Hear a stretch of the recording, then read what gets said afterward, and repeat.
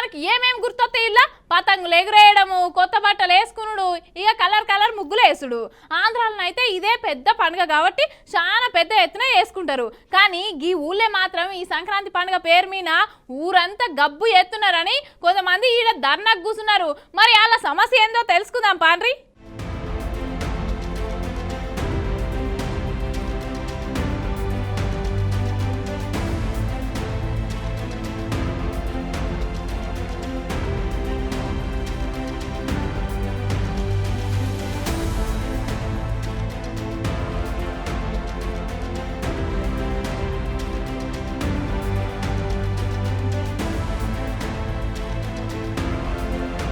యోగిడ చూస్తున్నారా టెంట్లు వేసుకొని మంచి కూర్చొని ఏమో నినాదాలు ఇత్తురు కదా ముచ్చటేందంటే సంక్రాంతి పండుగ అంటే అందరికి పతంగులు ఎగిరేసుడు రంగురంగుల ముగ్గులేసుడు ఉంటాయి గాని గీ కృష్ణా జిల్లా గన్నవరం నియోజకవర్గంలో మాత్రం జూదాలు గుండాటలు పేకాటలు నడుస్తున్నాయి ఆట అగో వీటికి వ్యతిరేకంగానే ఇగో జనసేన పార్టీ వాళ్ళే కుద్దు నిరసన తెలుపుతున్నటువంటి పరిస్థితి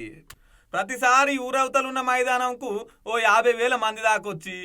ఆడ కోడి పందాలు పేకాటలు జూదాలు ఇట్లా నడుస్తున్నాయట ఇక మీదికెళ్ళి బిగ్గర మందు తాగి ఆ మందు సీసాలని పొలాలలో ఇసిరేస్తే రేపు పొద్దుగాల మళ్ళా బురదలకు దిగి నాట్లేత్తానికి పనికి పోయిన వాళ్ళకు కాళ్ళకు గుచ్చుకొని బాగా ఇబ్బంది పడుతున్నారట అగో గసంటి మాకొద్దు ఈ జూదాలు మాకొద్దు వీటిని వెంటనే ఆపివేయాలని చెప్పేసి ఊరోళ్ళంతా ఇట్లా టెంట్ వేసుకొని మరీ నిరసన తెలుపుతున్నారు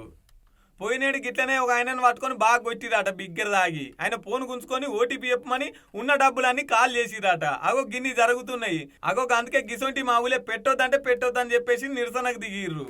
పోయినేడాది పక్కనే నడిచినాట కానీ వీళ్ళు సప్పుడు చేయలే ఈసారి కూటమి ప్రభుత్వం మా ప్రభుత్వం కాబట్టి జనసేన పార్టీ ఆధ్వర్యంలో ఇగో గిట్ల నిరసన చేయబట్టిర్రు ఇక మా ఊళ్ళే పేకాటలొద్దు హింసాత్మక పందాలొద్దు నిర్వహించొద్దు అని చెప్పేసి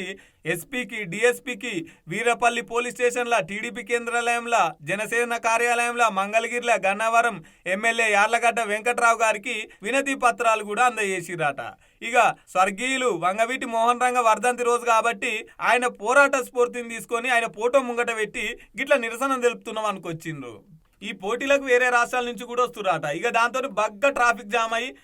లేనిపోని తిప్పలంట పోండ్రి అందుకే గిట్లా నిరసన తెలుపుతున్నారు చూడాలా మరి ప్రభుత్వం వాళ్ళ మీద చర్యలు తీసుకొని ఈసారన్నా ఆపుతుందో ఇసొంటి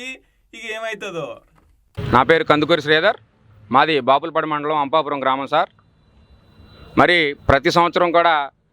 ఆదిత్య వెంచర్ హౌసింగ్ ఫ్లాట్స్ అంపాపురంలో గత కొన్ని సంవత్సరాల నుండి సంక్రాంతి సంబరాల ముసుగులో జరుగుతున్న జోత శిబిరాలు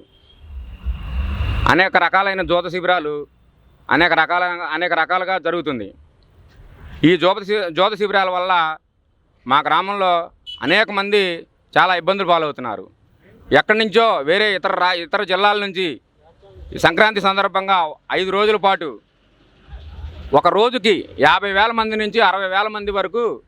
జనాభా వచ్చి మా అంపాపురం మీద పడిపోతున్నారు వారిలో ఎవరు జోదం ఆడటానికి వచ్చిన వాళ్ళు ఇక్కడే ఉండి ఆ జోత శిబిరాల్లో వారి యొక్క మద్యం సేవించి ఆ మద్యం సేవించినటువంటి బాటిల్స్ని ఆ పొలాల్లో పడేయటం వల్ల అవి పగలగొట్టడం వల్ల ఆ రైతులకు ఇబ్బంది ఆ గేదెల మేతకు ఇబ్బంది ఆ గేదెలు మేసేటప్పుడు ఆ గాజు పెంకులు అవి గుచ్చుకొని వాటికి చాలా ఇబ్బంది కలుగుతుంది అట్లాగే నేషనల్ హైవే 16 పక్కన ఈ జోత శిబిరాలు నిర్వహించడం వల్ల నేషనల్ హైవే మీద కనీసం సుమారు 5-6 కిలోమీటర్ల పాటు ట్రాఫిక్ జామ్ అయిపోయి అనేక రకాలైన ప్రమాదాలు జరుగుతున్నాయి అంబులెన్స్ సర్వీసులకు కూడా ఆటంకం జరుగుతుంది అట్లాగే మా గ్రామంతో పాటు మా చుట్టుపక్కల గ్రామాల్లో ఉన్నవారంతా కష్టపడి పని చేసుకునే పేదవారు మధ్యతరగతి వారు ఈ యొక్క జోదాలకు వెళ్ళి మద్యాలకు బానిసై వ్యసనాలకు బానిసలై వారి యొక్క జీవితాలని అర్ధాంతరంగా ముగిస్తున్నారు కాబట్టి ఇది మంచి ప్రభుత్వం కాబట్టి ఈ మంచి ప్రభుత్వానికి మొన్న 21వ తేదీ డిసెంబర్ 2024వ తేదీన ప్రభుత్వానికి ఈ పై విషయాలు ఇప్పుడు నేను చెప్పిన విషయాలన్నింటినీ తెలియపరుస్తూ నివేదిక రూపంలో అందరికీ కూడా లేఖను పంపడం జరిగింది డీజీపీ గారికి ఎస్పీ గారికి తర్వాత లోకల్ పోలీస్ స్టేషన్కి వీరవల్లి పోలీస్ స్టేషన్కి పోతే హోంమంత్రి వంగలపూడి అనిత గారికి జనసేన పార్టీ కేంద్ర కార్యాలయం మంగళగిరి వారికి తెలుగుదేశం పార్టీ కేంద్ర కార్యాలయం మంగళగిరి వారికి లోకల్ ఎమ్మెల్యే గారికి, ఎంపీ బాలశౌరి గారికి, అందరికీ అన్ని శాఖలకి కూడా మా ఊర్లో